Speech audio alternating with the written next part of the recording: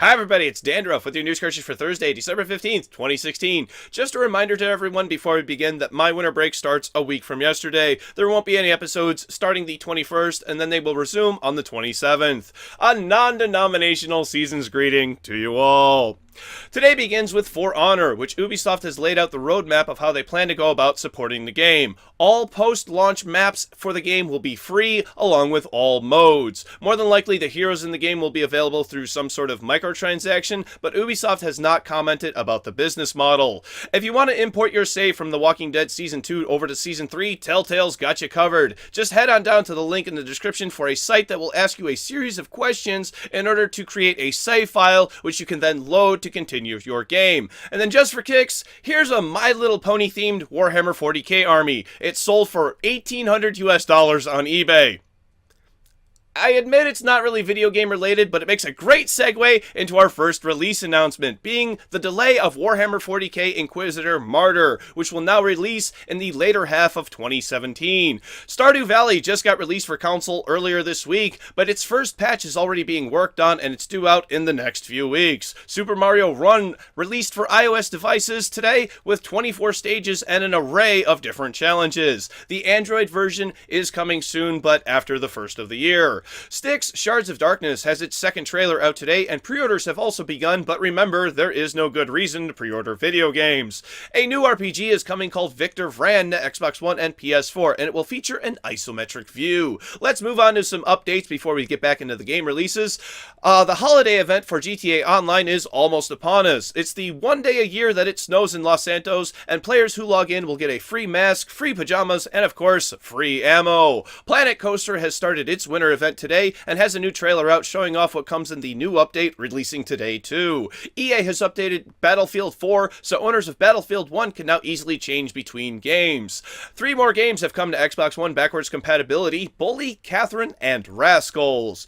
Ready at Dawn, the developer of The Order 1886, has set a release date for their new game called Deformers. Get ready to play it on February 14th. Sony has revealed both a PS Vita and a PS4 Slim that are Danganronpa themed, but currently they will only be available in Japan. ARK Park has been announced for PS4, Oculus, and Vive, and it will be an ARK game, but one of a different variety. It's something like what the Jurassic Park movies had hoped to accomplish by making a zoo of sorts.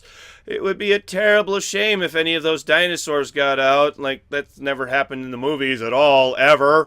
Minecraft is getting a Fallout-themed texture pack for console. It will cost $5.99 US or your regional equivalent. Owners of Nvidia graphics cards may want to consider updating their driver to version 376.33 because it contains security updates and will fix problems with playing more than one YouTube video at a time. Coming to Xbox One and Windows 10 owners is Dolby Atmos surround sound, but not until sometime next year. And then Ubisoft is hosting a free weekend for The Division, but unfortunately it's only for PC. Finally, for teasers, Ubisoft is being really nice and giving everyone a second chance at getting the free games that they gave out this year, but you only have until December 18th to claim them. Lord Tachanka has a shield! Let's find out if it's any good or not, coming up next on News Cartridge.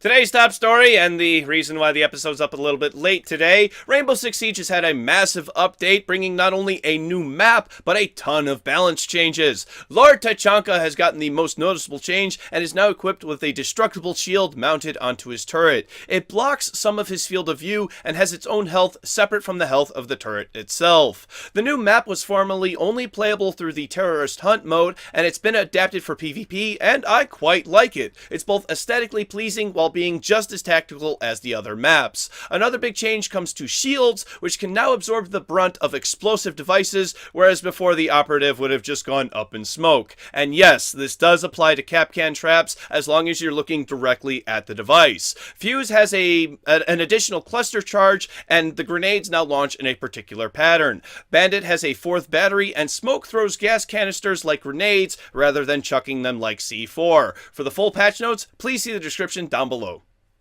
Next up, we've got a rumor that the Nintendo Switch will be less powerful than a PS4, and maybe less powerful than we're all anticipating. Insiders have given information to VentureBeat, saying the Switch's GPU architecture will be that of last generation Nvidia Maxwell, and we already knew that it was going to be a Tegra chip. From there, we can expect the Switch to run like an Nvidia Shield tablet, which already contains a similar GPU, the Tegra X1. One other thing about this processor is that it's ARM v8 architecture, meaning that it will easily adapt to emulating 3DS games and games found on Android and iOS marketplaces. Get ready to hear the phrase coming to Android, iOS, and Switch very soon. Other rumors point to the console having a 540p option while not on the home dock, which will not only conserve battery power but produce less heat. So essentially on its home dock, which either provides at this point, I'm assuming, additional processing power or more than likely additional cooling, it will play games at 1080p, but it has a 720p to enjoy media on the go. Really, this doesn't sound like it's going to be completely terrible, and to say that it hasn't been done before isn't really true because of devices like the Nvidia Shield. Let's hope, though, it gets Nintendo back on their feet. Well, it looks like there may be some validity to the story about Crytek last week. A former artist from Crytek is now suing them for not paying its employees, and what's really interesting about this, as well as a sign of the times, is he's crowdfunding in order to afford a lawyer. Kotaku reports that members of Crytek Games are leaving the company en masse, and the reason why people didn't leave earlier is because the German government will cover their salaries when a company enters bankruptcy. Stay tuned to News Cartridge for more on the future of Crytek Games. This last one's a great story about Troll and a Troll. So back when Fable 1 was still in development, some images had leaked. Specifically, one of the heroes stabbing a child in the back of the head. Killing children was not something you could do in Fable upon its release. A person then obtained the images and threatened Lionhead Studios to leak them everywhere, for whatever reason. But his very act of posting this threat made his IP address visible. And then they figured out he was a 16-year-old boy. They then got the help of some of his classmates and managed to get a hold of a poem he had written for a school project. Lionheart then made a public post starting with a few lines of his poem and threatened to tell his mother if he did not stop. The kid was a, quote, very kind, polite boy after that, and had even met some members of Lionhead Studios at public events. There's a link to the video down below if you want to hear the dev tell the story for themselves. Get ready for tomorrow's game releases because there's more than 40 for PC. Here we go. Snowball, Mobile Astro, Flight Simulator VR, Friendship, Ant Gravity, Tiny's Adventure, Love Cami, Divinity Stage, Legions of Tyrandel, Astroneer, Alpine Ski VR, Reconquest, Crazy Oafish, Ultra Blocks, Big Scale, Minimal, Unearthed Incorporated, The Lost Temple, Wild Terra Online, Positron, Fastigium, Elena, Satellite Command, 8-Bit Invaders, Alchemic Jousts, We Are Stars, Sullen, Lockdown, Standalone, Lobotomy Corporation, Monster Management Simulation, Clicker Guild, Maskey, Perfect, Special Delivery, Shenzhen Solitaire, Castle Battles, Quizality, Christmas, One Man Verger, Swing and Swiggles, Steam Hammer VR, The Rogue Apprentice, London 1892, Alicia Griffith, Lakeside Murder, Fish Lake, Blind Love,